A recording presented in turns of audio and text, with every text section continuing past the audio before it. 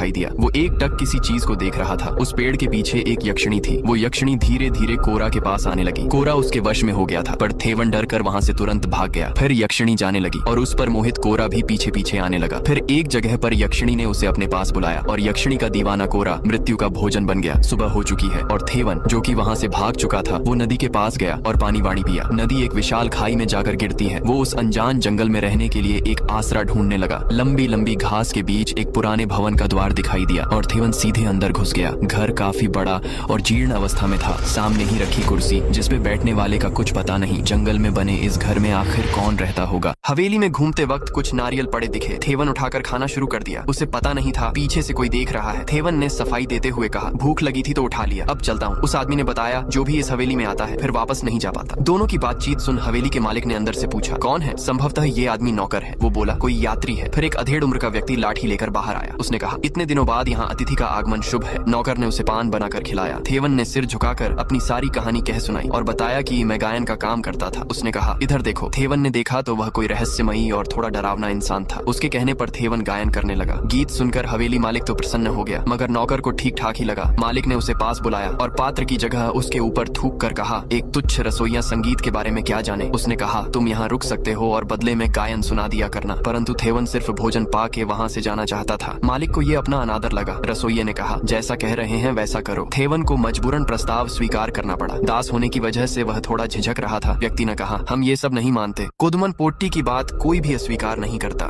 थेवन को आतिथ्य स्वीकार करना पड़ा। पोट्टी ने रसोइये से अनाज गृह के बगल वाला कमरा दिखाने को कहा। उस लंबी चौड़ी हवेली में उन दोनों के अलावा कोई नहीं दिखाई दे रहा था। एक जैसे दिखने वाले रास्ते और गलियों से होते हुए वे एक कमरे में पहुंचे। रसोई घर बाजू में है और यहाँ खाना परोसा जाता है। रसोइये ने बताया, दक्षिण की तरफ जाना मना है। रसोई घर से यहाँ तक सीधे आना होता है, दाएं बाएं मत मुड़ना। ऊपर से आती जंजीर की आवाज पर उसने कहा, यहाँ ये सब सुनाई देगा, इस पर ध्यान मत दो। फिर थेवन को अपना शयन कक्ष दिखाया और एक बार फिर दक्षिण हिस्से में न जाने की हिदायत दी। बहुत पहले खजाने की खोज में उस तरफ जाने वाले एक वैद्य का आज तक पता नहीं चला। कोदुमन पोट्टी की ये हवेली अपने अंदर न जाने कितने रहस्य लिए हुए है। पिछवाड़े में बहती नदी में स्नान करने के बाद थेवन ने पोट्टी को रात्रि गायन सुनाया। पोट्टी ने कहा, अगर कोई अपशब्द कह दिया हो तो क्षमा करना। कई वर्षों से हम यहाँ अकेले ही रह रहे हैं। रसोइया थेवन के लिए खाना ले आया। उसने बैठने का इशारा किया। थेवन बहुत देर के बाद कुछ खा रहा था। पोट्टी ने कहा, जब तक तृप्ति ना हो खाते रहो। थेवन बोला, भगवान की कृपा है। पोट्टी ने रूखे स्वर में कहा, परंतु ये सब खाना तो मैंने दिया, भगवान का शुक्रिया क्यों कर रहे हो? अगले दिन जंगल में आदमी लाशों की कब्र देख लेता है, जिससे काफी डर जाता है। उसको लगता है यहाँ पर वही यक्षिणी भूत है, इसलिए डर कर भाग जाता है। घर आकर के आदमी पानी पी रहा होता है, तभी उसको रहस्यमय आवाज सुनाई पड़ती है। आदमी घर आकर देखता है इस घर में कुछ तो गड़बड़ है।